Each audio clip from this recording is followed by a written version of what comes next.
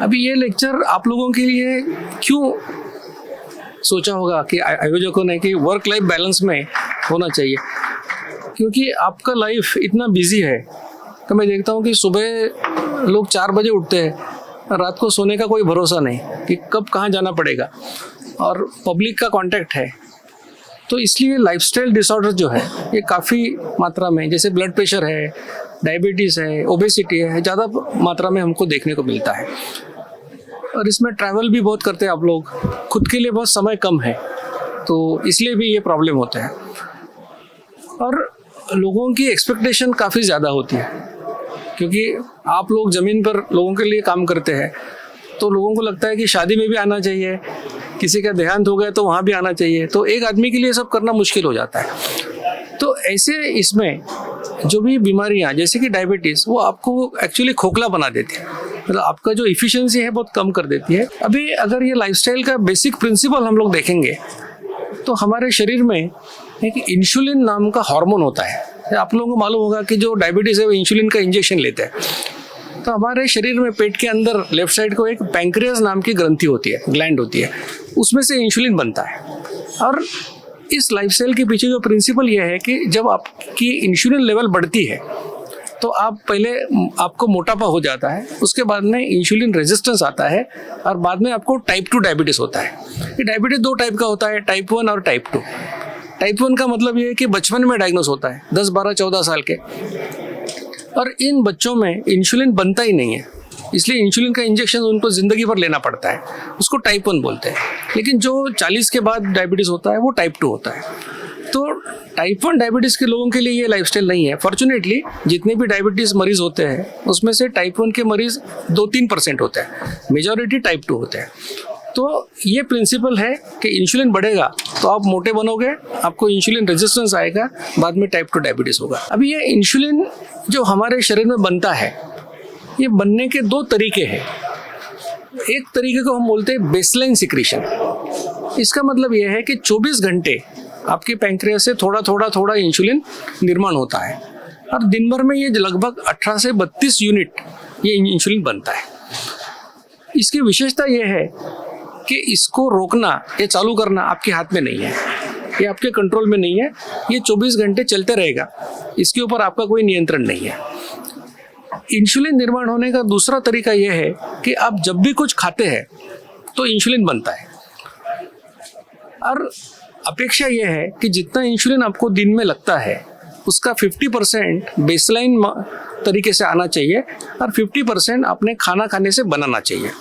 यानी कि अगर 18 से 32 यूनिट बेसलाइन है तो 18 से 32 यूनिट खाना खाने से बनना चाहिए।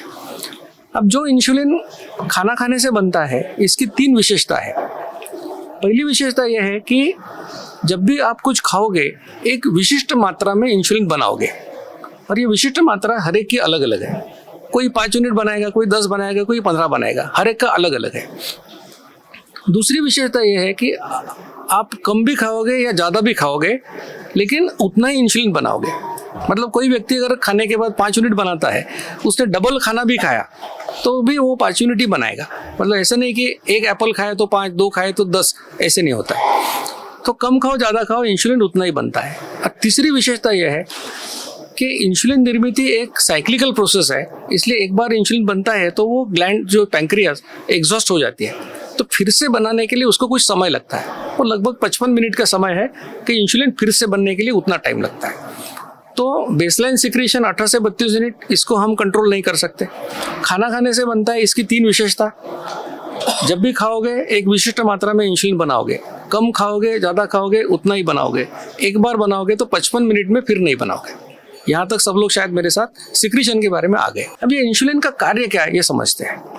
देखिए, खाना खाने के बाद इंसुलिन बनता है, इसका कारण ये है कि जो भी हम खाना खाते हैं, अभी हम तो खाने में बैठे तो अभी यहाँ तो शायद लंच में 100-150 टाइप के फूड आइटम्स होंगे, लेकिन घर में खाना खाते हैं 10-12 आइटम होते हैं। लेकिन आप कुछ भी खाओ, कार्बोहाइड्रेट, प्रोटीन और फैट, ये 3 ही उसके घटक होते हैं। उसके मात्रा अलग अलग है लेकिन ये 3 ही आइटम होते हैं। और इंसुलिन का कार्य क्या है कि जब खाना खाते हैं उसका पाचन होने के बाद जो एंड प्रोडक्ट खून में आते हैं उनका इस्तेमाल करना इंसुलिन का काम है। तो कार्बोहाइड्रेट से बनता है ग्लूकोज, फैट से बनता है फैटी एसिड और प्रोटीन से बनता है अमीनो एसिड्स। तो आप कुछ भी खाओ, कितना भी खाओ, डाइजेशन के बाद खून में 3 ही एंड प्रोडक्ट आते हैं और इनका इस्तेमाल करना इंसुलिन का काम है। अभी आपका जो शरीर है वो करोड़ों कोशिकाओं से बना हुआ है, सेल से बना हुआ है, और हर सेल को जिंदा रहने के लिए, काम करने के लिए एनर्जी की ज़रूरत होती है। और पूरे सेल्स की अगर एनर्जी की ज़रूरत हम इकट्ठा करेंगे तो आपकी दिन भर की एनर्जी रिक्वायरमेंट हो जाती है। तो हम लोग बोलते हैं मेडिकल साइंस में कि लगभग एवरेज आपको 2000 कैलोरीज एनर्जी की रिक्वायरमेंट होती है। अगर आपका वजन ज़्यादा है या आप ज़्यादा ऐसा कुछ काम करते हैं जैसे मैनुअल वर्क है तो एनर्जी ज़्यादा लगती है, लेकिन आमतौर पे 2000 कैलोरीज। अब शरीर ये एनर्जी कहाँ से लेता है? तो शरीर को जलाने के लिए 2 फ्यूल्स अवेलेबल है। एक है ग्लूकोज। अगर 1 ग्राम ग्लूकोज हम जलाते हैं तो हमको 4 कैलोरी एनर्जी मिलती है। दूसरा फ्यूल है फैटी एसिड। अगर 1 ग्राम फैटी एसिड यानी चर्बी जलाते हैं तो हमको 9 कैलोरीज एनर्जी मिलती है। यानी आप समझ जाओगे कि अगर ग्राम से हम कंपेयर करेंगे तो चर्बी जलाने से ग्लूकोज की तुलना में 2.25 गुना ऊर्जा मिलती है, क्योंकि ग्लूकोज से 4 और फैटी एसिड से 9। तो अगर कोई भी व्यक्ति है उसको चॉइस देंगे कि ग्लूकोज जलाना है फैटी एसिड, तो वो फैटी एसिड जलाएगा क्योंकि ज़्यादा एनर्जी मिलती है। वैसे हर सेल को फैटी एसिड जलाने में मज़ा आता है। इसको एक्सेप्शन सिर्फ ब्रेन सेल्स का है, मस्तिष्क। उनके सेल्स को सिर्फ ग्लूकोज अच्छा लगता है, उनको फैटी एसिड अच्छा नहीं लगता। तो अभी आपको लगेगा कि आपने खाना खाया, खाना खाने के बाद आपके खून में ग्लूकोज आया, फैटी एसिड आया, और ये खून पूरे शरीर में संचार करेगा, हर सेल के पास जाएगा। तो अभी क्या होना चाहिए? आपको लगेगा कि ये ग्लूकोज है वो सेल में जाना चाहिए और सेल ने यूज़ करना चाहिए, लेकिन ये इतना आसान नहीं है। तो इसमें एक मुश्किल ये है कि हर सेल के ऊपर एक ताला लगा हुआ है, एक लॉक लगा हुआ है, जिसको हम टेक्निकल लैंग्वेज में इंसुलिन रिसेप्टर बोलते हैं। इसका मतलब क्या है कि आपके खून में कितना भी ग्लूकोज रहने दो, लेकिन जब तक ये सेल के ऊपर के ताले नहीं खुलेंगे ये ग्लूकोज सेल में नहीं जा सकता। तो इंसुलिन का कार्य क्या है ये आपको बता रहा हूँ। कि पहला कार्य ये है कि ये इंसुलिन रिसेप्टर के लॉक्स खोलना और ग्लूकोज को सेल के अंदर पहुंचाना, ये पहला कार्य है। अब ग्लूकोज सेल के अंदर चली गई, सेल ने उसको इस्तेमाल किया, उनका काम हो गया। लेकिन आपके खून में बहुत ज़्यादा ग्लूकोज और बचा है, क्योंकि भारतीय आहार में हम क्या खाते हैं? चावल, गेहूँ, बाजरा, मक्का, कार्बोहाइड्रेट ही कार्बोहाइड्रेट है। हमारे खाने में कार्बोहाइड्रेट की मात्रा 85% तक होती है। तो खाना खाने के बाद जैसे कि खून में ग्लूकोज की बाढ़ आती है। अब सेल की रिक्वायरमेंट खत्म हो गई, फिर भी ग्लूकोज बचा है, तो इस ग्लूकोज का कन्वर्शन इंसुलिन की वजह से ग्लाइकोजन नाम के पदार्थ में होता है और वो लीवर में स्टोर किया जाता है। अब लीवर में स्टोर होता है इसलिए वो 2 किलो 4 किलो स्टोर नहीं कर सकते। उसको लिमिट है कि एडल्ट में मैक्सिमम 100 ग्राम स्टोर कर सकते हैं। अब इस ग्लाइकोजन स्टोर करने का मकसद क्या है कि अगर समझो आपका 9 बजे खाने का टाइम था और आपको खाना नहीं मिला, 1 बज गया, 2 बज गए, 3 बज गए, खाना ही नहीं मिला, आप खाना नहीं खाएंगे, लेकिन आपका ब्रेन काम करेगा, हार्ट काम करेगा, उसको एनर्जी चाहिए। तो ऐसे मौके पे आपका शरीर लीवर में से 100 ग्राम ग्लाइकोजन निकाल के उसको ब्रेक डाउन करेगा और आपको 400 कैलोरी एनर्जी सप्लाई करेगा। तो ये इंसुलिन के 2 कार्य आपके समझ में आ गए कि पहला इंसुलिन रिसेप्टर के लॉक खोल के ग्लूकोज को सेल के अंदर पहुंचाना, दूसरा एक्स्ट्रा ग्लूकोज का कन्वर्शन ग्लाइकोजन में करके स्टोर करना। अब तीसरा काम ध्यान से सुनिए। ये 2 कार्य होने के बाद अगर और ग्लूकोज बचा है, जो हमेशा होता ही है, इस एक्स्ट्रा ग्लूकोज का रूपांतर इंसुलिन की वजह से फैटी एसिड में होता है, यानी चर्बी में होता है, और वो आपके शरीर में स्टोर किया जाता है। तो अभी बहुत सारे लोगों को समझ में आई होगी बात कि मोटा होने के लिए हमको घी या बटर खाने की ज़रूरत नहीं है। ये काम हम लोग चपाती, रोटी और चावल खा के भी कर सकते हैं, क्योंकि उस चावल में, रोटी में जो ग्लूकोज है उसका कन्वर्शन इंसुलिन ने फैटी एसिड में किया, फैट में किया, और वो स्टोर हो गया। तो जो मैंने प्रिंसिपल बताया कि इंसुलिन बढ़ने से आप मोटे हो जाते हैं, जब हम लोग बार बार इंसुलिन सिक्रेट करते हैं, अब सेल्स को उसकी आदत नहीं है ज़्यादा इंसुलिन की, क्योंकि उसके बारे में आपको बताऊंगा कि हम लोग जंगली एनिमल है। हम 6 लाख साल हमने जंगल में गुजारे हैं, पिछले 10,000 साल हम जंगल से बाहर हैं, और 5-6 हज़ार साल हमको खेती करना आता है। तो जंगल में रहते तो खाना मिलता ही नहीं था, और जंगल में आपको करना है तो किसी जानवर को मार के खाना पड़ता था। तो इसलिए हमारे सेल्स जो है उनका लाइफ साइकिल क्या है, फीस्टिंग और फास्टिंग। तो जब मिलेगा तो पेट भर के खा लो, जितना एनर्जी ज़्यादा है उसका फैट में कन्वर्शन करो, और जब खाने को नहीं मिलेगा 8-10-15 दिन तो वो फैट जला के चलाओ। ये हमारी लाइफस्टाइल है। इसलिए हमारे सेल्स भूखा रहने के लिए बने हैं, ज़्यादा खाने के लिए नहीं बने। इसलिए दुनिया में जितने लोग आज भूखे रहने से मरते हैं उससे 100 गुना ज़्यादा लोग ज़्यादा खाने से या गलत खाने से मरते हैं। तो जब सेल को लगता है कि ये इंसुलिन खाना खाने के बाद आना चाहिए क्योंकि उसका कार्य है, लेकिन काम होने के बाद 0 पे जाना चाहिए, बेसलाइन। अगर कोई व्यक्ति बार बार खाता है तो हर बार वो उसका जो कोई मात्रा है 5 यूनिट 10 यूनिट इंसुलिन डालते रहेगा खून में, वो कभी नीचे ही नहीं जाता है। तो सेल्स को उसकी आदत नहीं है, तो सेल उसको अपोज करती है। उसको हम बोलते हैं इंसुलिन रेजिस्टेंस। क्या करती है, वो अपना शेप बदलती है। शेप बदलने से इंसुलिन रिसेप्टर लॉक जो होता है उसका शेप बदलता है। अब क्या होता है कि फिर इंसुलिन ये चाबी है उसको खोलने की, अगर वो लॉक बिगड़ गया तो चाबी काम नहीं कर सकती। तो व्यक्ति को अगर 5 यूनिट इंसुलिन से काम चलता था पहले, तो उसको फिर 10 यूनिट इंसुलिन बनाना पड़ता है सेम काम करने के लिए। इसको बोलते हैं इंसुलिन रेजिस्टेंस। धीरे धीरे ऐसी अवस्था आ जाती है कि आपके शरीर में बहुत सारा इंसुलिन है, खून में बहुत सारा ग्लूकोज है, लेकिन ये ताले इतने बिगड़ गए रिसेप्टर्स के कि ग्लूकोज सेल में नहीं जाता, वो खून में ट्रैप हो जाता है और पेशाब से निकलना शुरू हो जाता है। और खून में चूंकि इतना ग्लूकोज है, दूसरा जो फ्यूल है फैटी एसिड, उसको भी शरीर इस्तेमाल नहीं कर सकता। तो उसकी कोई चारा नहीं है, इसलिए वो तीसरे फ्यूल की तरफ जाता है जिसको बोलते हैं अमाइनो एसिड या प्रोटीन्स। आमतौर पर शरीर ऊर्जा के लिए कभी प्रोटीन्स का इस्तेमाल नहीं करता है। अब जब उसको ग्लूकोज भी नहीं मिलेगा, फैटी एसिड भी नहीं मिलेगा, तो वो अमाइनो एसिड की तरफ जाता है। फिर आपके मसल्स में से अमाइनो एसिड निकल के, क्योंकि मसल होते हैं, मसल में प्रोटीन होता है, उसको ब्रेक डाउन करके इस्तेमाल करता है। फिर आपका वजन कम होता है। जब आपकी खून की जांच करते हैं तो आपकी फास्टिंग शुगर 300, खाना खाने के बाद 400 ऐसा रिपोर्ट आता है। फिर हम आपको टाइप 2 डायबिटीज का लेबल लगाते हैं। तो इंसुलिन बढ़ने से आप मोटे हो जाते हो, आपको इंसुलिन रेजिस्टेंस आता है और बाद में टाइप 2 डायबिटीज होता है। ये सिद्धांत मैंने आपको समझाया। अब इसमें जो महत्व की बात है कि अगर हमारा प्रॉब्लम क्यों है, इंसुलिन लेवल बढ़ने से प्रॉब्लम है। अब सॉल्यूशन क्या होगा, इंसुलिन लेवल कम करो। इंसुलिन बढ़ने से प्रॉब्लम हो गया तो इंसुलिन लेवल कम करना पड़ेगा। अब इंसुलिन लेवल कम करना है तो आपको मैंने बताया कि 2 तरीके से बनता है। अब बेसलाइन सिक्रीशन को आप कुछ नहीं कर सकते, तो आपके हाथ में क्या है, जो खाना खाने से बनता है उसको कंट्रोल कर सकते हैं। तो आप कल से क्या करेंगे, हम लोग कम खाएंगे या कम बार खाएंगे? क्या कम खाना ये सॉल्यूशन नहीं है, इसलिए कि कम भी खाओगे ज़्यादा भी खाओगे तो इंसुलिन उतना ही बनने वाला है। तो कम खाना ये सॉल्यूशन नहीं है, कम बार खाना ये सॉल्यूशन है। इसलिए ईटिंग फ्रीक्वेंसी जो है उसको कम करना है। Next slide. तो अभी ये लाइफस्टाइल, इसकी फिलॉसफी समझने के बाद बहुत आसान है समझने के लिए। हमने कहा कि जब आपको कड़ी भूख लगती है, ऐसे 2 समय आइडेंटिफाई करो, उस समय खाना खाओ। अब खाना इस चीज़ का मतलब हमारे लिए ये है कि ये कैशू नट्स आपके सामने रखे हैं, बहुत लोगों ने खाए, ये 4 भी खाए तो खाना है, तो इंसुलिन बन गया पूरा। और 2 चपाती चावल सब खाए वो भी खाना है। तो खाने का मतलब जिससे इंसुलिन बनता है वो हमारे लिए खाना है।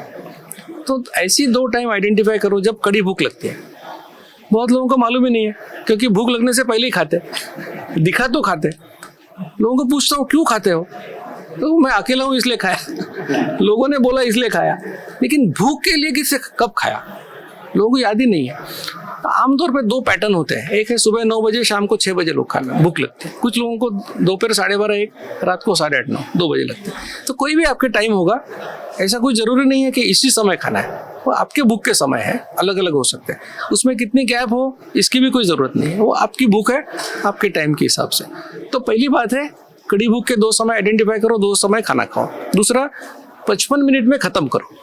मतलब 55 मिनट खाओ ऐसे नहीं बोला है, 55 मिनट में खत्म करो। क्यों?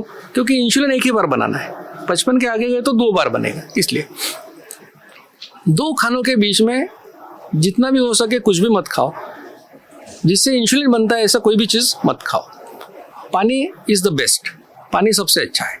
खाने में कार्बोहाइड्रेट कम करो, यानी कि चपाती रोटी चावल कम करो, और दाल स्प्राउट्स, अगर नॉनवेज खाते हैं तो चिकन मटन उसको बढ़ाओ, और कार्बोहाइड्रेट कम करो।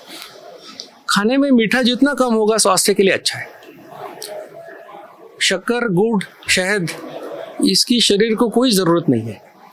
जितना कम खाएंगे, अगर डायबिटीज नहीं भी है तो भी जितना कम खाएंगे स्वास्थ्य के लिए अच्छा। डायबिटीज तो बिल्कुल मत खाओ। ये है डाइट के बारे में। और एक्सरसाइज करना ज़रूरी है उसके साथ। वो क्या है? 45 मिनट्स एट ए स्ट्रेच, कोई भी कार्डियो एक्सरसाइज जिसमें हार्ट रेट बढ़ेगा, कोई भी करो। वॉकिंग ये सबसे आसान है। और आप लोग घर में भी एक जॉगिंग मशीन उसके ऊपर भी कर सकते हो, कहीं भी कर सकते हो। वॉकिंग, स्विमिंग, साइकिलिंग जो भी करना है, लेकिन लगातार 45 मिनट्स, क्योंकि पहले 15-20 मिनट ग्लूकोज जलती है, बाद में फैटी एसिड जलता है, इसलिए उसको कंटिन्यूस 45 मिनट्स करना बहुत ज़रूरी है। अब ये सिंपल लाइफस्टाइल मैंने बताई। ये लाइफस्टाइल किसके लिए नहीं है? बच्चे जो 18 साल से कम है उनके लिए नहीं है, जो माताएं प्रेग्नेंट है या बच्चे को दूध पिलाती है उनके लिए नहीं है, और जो टाइप 1 डायबिटीज़ के मरीज़ है उनके लिए भी नहीं है। दुनिया में काफ़ी लाइफस्टाइल मशहूर है। लोग बोलते हैं ये करो, कोई बोलता है 2-2 घंटे के बाद खाओ। तो मैं बोलता हूँ कि किसी के ऊपर भरोसा करने की ज़रूरत नहीं है। आप आपके अनुभव के ऊपर विश्वास कीजिए। जो मैं आपको कह रहा हूँ, आप इसके 4 ऑब्जेक्टिव परिणाम आपको दिखेंगे। ऑब्जेक्टिव का मतलब है कि आप उसको गिन सकते हो, डेमोन्स्ट्रेट कर सकते हो कि ये सचमुच हुआ। आपका वजन कम होगा 6 महीने में लगभग 6.5 किलो। ये सब मैं बोल रहा हूँ रिसर्च पेपर जो पब्लिश किए उसके आधार पर बोल रहा हूँ कि 6 महीने में आपका 6.8 kg एवरेज वेट लॉस होगा, पेट कम होगा। ये एक ही लाइफस्टाइल ऐसी है कि जिसमें आपके चिक्स कभी अंदर नहीं जाएंगे। आपका पेट कम होगा, कितना? 3.5 सेंटीमीटर 6 महीने में। रेंज 1 इंच से लेके 4 इंच तक। तीसरा है आपका HbA1c कम होगा। अब HbA1c क्या है? ये 3 महीने का एवरेज ब्लड ग्लूकोज है। डायबिटीज वालों को करना पड़ता है। 5.6 तक नॉर्मल होता है, 5.7 to 6.4 प्री डायबिटीज बोलते हैं, 6.5 के ऊपर डायबिटीज बोलते हैं। चौथा, फास्टिंग इंसुलिन लेवल कम होगा। अब फास्टिंग इंसुलिन नॉर्मल व्यक्ति में 0 के नज़दीक होना चाहिए, कम से कम 10 के नीचे होना ही चाहिए। तो अगर आप नॉर्मल हो, नॉन डायबिटिक हो, तो अगर आपका HbA1c 5.4 है, 3 महीने के बाद 5.1 हो जाएगा और अच्छा। इंसुलिन 12 है, 8 हो जाएगा। तो अगर ये 4 बातें, weight loss, inch loss, HbA1c कम होना और इंसुलिन कम होना, किसी भी लाइफस्टाइल से होता है, तो दुनिया का कोई भी डॉक्टर बोल नहीं सकता कि ये स्वास्थ्य के लिए खराब है। सब डॉक्टर को मानना पड़ेगा कि ये स्वास्थ्य के लिए अच्छा है। तो मेरी आपसे अपील है कि कल आप ये मेजरमेंट कर लो। 3 महीने मैं जो बोलता हूँ, मैंने आपको लाइफस्टाइल बताई, उसको फॉलो करो। 3 महीने के बाद फिर रिपीट करो। अगर फ़ायदा हुआ तो आपके अनुभव के ऊपर विश्वास करो। डॉक्टर दीक्षित पर विश्वास करने की ज़रूरत नहीं है। नेक्स्ट, अब मैं जो बोल रहा हूँ इसको कोई सपोर्ट है क्या? हमारा रिलीजन, कल्चर, सभी का इसको सपोर्ट है। आयुर्वेद ने कहा 2 काल भुंजित, यानी दिन में 2 बार खाना खाओ। वेदों में लिखा है कि जो 2 बार खाएगा उसको उपवास का पुण्य मिलेगा। जैनिज्म में व्यासना नाम की कल्पना है। व्यासना का मतलब है बे आसन, बे का मतलब है 2 बार बैठो, 2 बार खाना खाओ। गौतम बुद्ध ने शिष्यों को बताया कि अगर मेरे जैसा हेल्दी रहना है तो रात का खाना मत खाओ, एक ही बार खाओ, क्योंकि वो योगी थे। नेक्स्ट, महाभारत में लिखा है जो 1 बार खाएगा उसको स्वास्थ्य मिलेगा, 2 बार खाएगा उसको शक्ति मिलेगी, 3 बार खाएगा उसको बीमारी मिलेगी, और 4 बार खाएगा वो डेफिनेटली मरेगा। ये लिखा हुआ है महाभारत में। और हमारे संतों ने जो सिखाया हमको, ये जो कहावत है, ये मराठी, कन्नड़, तेलुगु सभी लैंग्वेज में है। संतों ने कहा कि 1 बार खाता है वो है योगी, 2 बार खाता है वो है भोगी हमारे जैसा, और जो 3 बार खाता है वो है रोगी। ये सभी को मालूम है, ये सभी को मालूम है। किसी भी लेक्चर में जाता हूँ तो लोग तोते जैसा बोलते हैं, 3 बार खाता है वो रोगी। अब 3 बार खाने वाला रोगी है तो 10 बार खाने वाला महारोगी होने वाला। यही तो हो रहा है। हमारे तो 5 बार खाता है। तो ये पुरानी बातें हो गई, नई कुछ बातें। डॉक्टर मैटसन का एक स्टडी है, meal frequency and timing in health and disease, कि कब खाओगे, कितनी बार खाओगे तो स्वास्थ्य के ऊपर क्या असर होगा। Next slide. इसका जो कंक्लूजन उन्होंने निकाला है, उन्होंने क्या बोला कि दुनिया में जो प्रचलित है आज, क्या प्रचलित है? 3 बार खाना खाना, 1 बार नाश्ता करना। तो मैटसन बोलता है कि उत्क्रांति की दृष्टि से देखेंगे तो ये अनैसर्गिक है, अननेचुरल है, क्योंकि मैंने आपको बताया कि हम जंगली जानवर है, तो हमको कम खाने की आदत है, हमको कम खाने के लिए हम डिजाइन हुए हैं। इसलिए वो बोलता है कि इतनी बार खाना ठीक नहीं। नेक्स्ट, 2016 में एक जापानीज साइंटिस्ट को नोबेल पुरस्कार मिला। किस चीज़ के लिए? उसने ऑटोफैजी नाम की संकल्पना का आविष्कार किया। उसने कहा कि अगर आप उपवास करोगे तो आपके जो अच्छे सेल्स है वो कैंसर सेल को खाएंगे। और आजकल दुनिया में ऑटोफैजी ये कैंसर के लिए सॉल्यूशन के तौर पर आगे आ रहा है। तो मैं जो आपको बता रहा हूँ, ये सिंपल लाइफस्टाइल, 2 बार खाना खा रहे हैं, अगर 1 बजे खाते हैं 9 बजे खाते हैं तो 16 घंटे का अपने आप फास्ट हो गए। तो जो मैं बोल रहा हूँ इसको सिर्फ हमारे धर्म, संत, इन्हीं सभी का सपोर्ट है ये नहीं है, मॉडर्न मेडिसिन भी उसको सपोर्ट करता है। और दिल ही दिल में हम भी जानते हैं कि इतनी बार खाना ठीक नहीं। अब जब ये समझ के उसके ऊपर अमल करेंगे तो स्वास्थ्य की तरफ हमारा जर्नी शुरू हो जाएगा। नेक्स्ट, इसमें क्या खा सकते हैं, ये चीज़ आप सबको शायद ज़रूरत है। नॉन डायबिटिक और प्री डायबिटिक, डायबिटिक, ये 2 कैटेगरी हमने अलग की है। जिसको डायबिटीज़ नहीं है, लेकिन डायबिटीज़ नहीं है इसके लिए सिर्फ ब्लड शुगर नॉर्मल है इतना काफ़ी नहीं है। नॉन डायबिटिक कौन है? पहला, जो डायबिटीज़ की मेडिसिन नहीं खाता। दूसरा, उसका HbA1c 5.6 के नीचे है और उसका इंसुलिन 10 के नीचे है, वो नॉन डायबिटिक। अगर नॉन डायबिटिक हो तो क्या खा सकते हो? शुरुआत में नट्स, फ्रूट्स, ड्राई फ्रूट्स या स्वीट खाना है तो शुरुआत में खाओ, आखिरी में मत खाओ। उसके बाद में एक सैलड बाउल भर के खाओ, जैसे कम से कम 1 ककड़ी 1 टोमेटो जरूर खाओ। उसके बाद में बाउल भर के स्प्राउट खाओ, मूंग, मटकी, छोले, जो भी अच्छा लगता है, रॉ खाओ या फिर उसको बॉईल करके खाओ आपके डाइजेशन पावर के हिसाब से। या अगर अंडे खाते हो तो बॉइल्ड एग्स खाओ। उसके बाद में जो भी घर में बनाए, जो भी या खाने को मिलता है खाओ। लेकिन खाने की शुरुआत कभी चपाती चावल से मत करो, ये सीक्वेंस फॉलो करो। ये रहा नॉन डायबिटिक का। अगर आप प्री डायबिटिक, डायबिटिक हो तो खाने की शुरुआत में 4 बादाम, 4 अखरोट खाओ या फिर आधी मुट्ठी भर के मूंगफली, पीनट्स खाओ। उसके बाद में बाउल भर के सैलड खाओ, लेकिन उसमें सिर्फ गाजर और बीट मत खाओ, उससे शुगर बढ़ता है। गाजर और बीट से चकुंदर, हाँ चकुंदर, हाँ वो मत खाओ। उसके बाद में बाउल भर के स्प्राउट खाओ या 2 बॉइल्ड एग्स खाओ। और उसके बाद में जो भी मिलता है खाने को आप खा सकते हो, लेकिन मीठा पूरा बंद और फ्रूट्स पूरे बंद, डायबिटिक और प्री डायबिटिक के लिए। नेक्स्ट, अब 2 खानों के बीच में भूख लगेगी। आज तो 7-8 बार खाते हैं, कल से 2 बार खाएंगे तो बीच में साइकोलॉजिकली भी भूख लगेगी। अगर नॉन डायबिटिक है तो क्या क्या चलेगा? पानी चलेगा, घर में बनी हुई पतली छाछ, यानी 2 चम्मच दही लेके उसमें 200 ml बटर मिल्क बनाओ। प्लेन ग्रीन ब्लैक टी चलेगा, ब्लैक कॉफ़ी चलेगी, उसमें कोई एडेड फ्लेवर नहीं होना चाहिए, क्योंकि आजकल बहुत हनी फ्लेवर, लेमन फ्लेवर क्या क्या आता है। प्लेन 25% दूध वाली पतली चाय भी चलेगी। जो नारियल का पानी होता है वो भी चलेगा, लेकिन उसकी मलाई मत खाओ। दिन भर में ज़्यादा से ज़्यादा 1 टोमेटो खा सकते हैं। तो ये पदार्थ खाने के लिए परमिशन क्यों दी? क्योंकि मैंने खुद के ऊपर 18 फूड आइटम्स खा के इंसुलिन सिक्रीशन की टेस्टिंग मेरे ऊपर की, मेरे सैकड़ों फॉलोअर्स के ऊपर की। तो इससे पता चला कि इससे नॉन डायबिटिक में इंसुलिन नहीं बनता है, इसलिए खाने को परमिशन दी है। अब इसमें क्या है कि नारियल का पानी दिन में 1 ही बार और टोमेटो 1 ही मैक्सिमम दिन में, और बाकी जो आइटम है वो कितनी बार भी दिन में ले सकते हैं। अगर आप प्री डायबिटिक, डायबिटिक हो तो आपको सिर्फ पानी, घर में बनी पतली छाछ या plane green tea, black T और ब्लैक कॉफ़ी, इतना ही अलाउड है। यानी 25% दूध वाली चाय, नारियल का पानी, टोमेटो, ये प्री डायबिटिक, डायबिटिक को अलाउड नहीं है। इतना दोनों में डिफरेंस है। नेक्स्ट, ये कुछ एग्जाम्पल्स है, ज़्यादा दिखा नहीं पाऊंगा, लेकिन आपको जो ब्रोशर आपके इसमें मिला है पेन ड्राइव में, उसमें काफ़ी एग्जाम्पल दिए। ये जो वैभव कोतलापुरे का एग्जाम्पल दे रहा हूँ, उसका वजन 107 किलो था, वो 25 किलो कम हो गया 7 महीने में। उसका HbA1c 15.6 था, मैंने बोला 5.6 अपर लिमिट है नॉर्मल का, इसका 15.6 था, वो 7 महीने में 5.4 पे आ गया। एक भी दवा खाए बगैर, एक भी पैसा खर्च किए बगैर वो नॉन डायबिटिक बन गया। ऐसे हजारों एग्जाम्पल्स इस कैंपेन में है। नेक्स्ट, इस कैंपेन जो हमको बोलते हैं world free of obesity and diabetes, स्थूलत्व एवं मधुमेह मुक्त विश्व अभियान जो शुरू किया 2013 में, हम 41 देशों में गए हैं।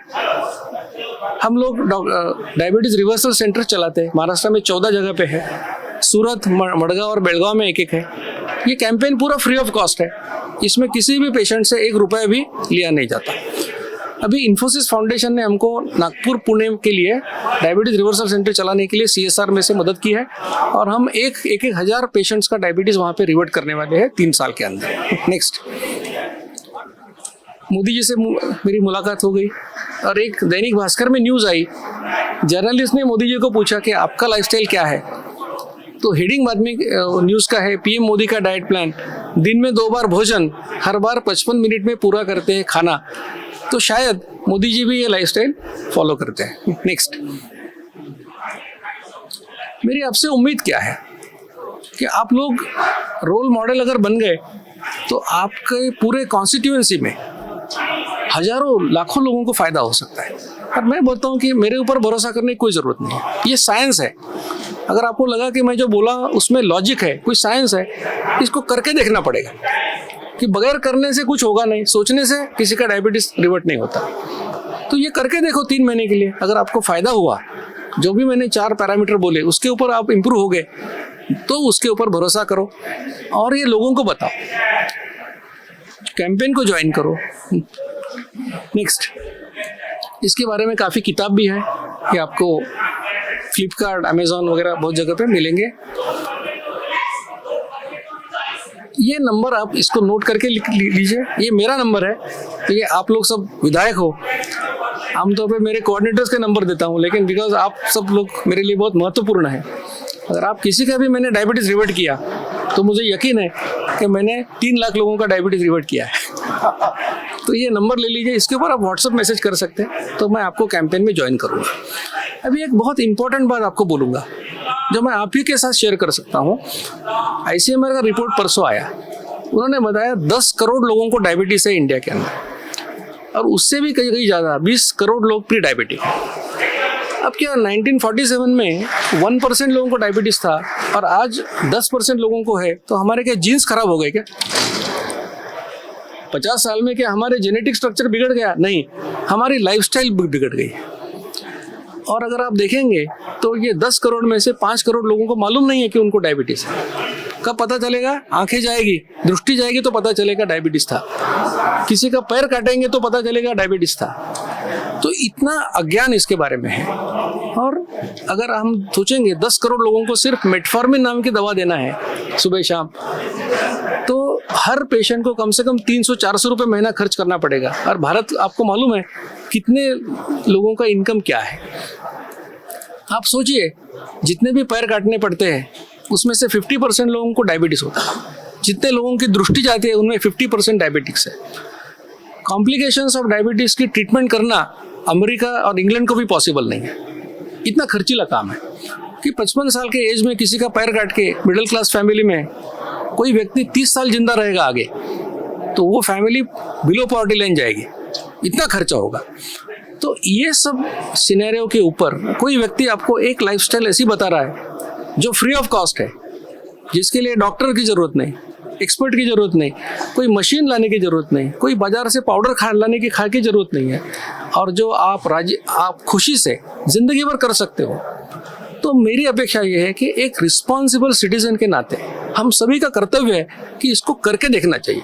ये नहीं कहूँगा कि इसके ऊपर विश्वास करना चाहिए, लेकिन करके देखना चाहिए, और इसका फ़ायदा अगर होता है तो लोगों को ज़रूर बताना चाहिए, क्योंकि भारत के लिए डायबिटीज़ को टैकल करने का इससे दूसरा कोई तरीका मैं देख नहीं पा रहा हूँ। नेक्स्ट, ये सब मेरे रिसर्च पेपर्स हैं। आप डॉक्टर दीक्षित डालोगे तो आप गूगल के ऊपर ये पूरे रिसर्च पेपर आपको मिलेंगे। नेक्स्ट, आप सभी से एक अपील और एक करूँगा कि अगर आपको लगता है कि आपके कॉन्स्टिट्यूएंसी में मैं आके ये लोगों की मदद कर सकता हूँ तो मैं आने के लिए तैयार हूँ। शुक्रिया अदा करता हूँ। धन्यवाद।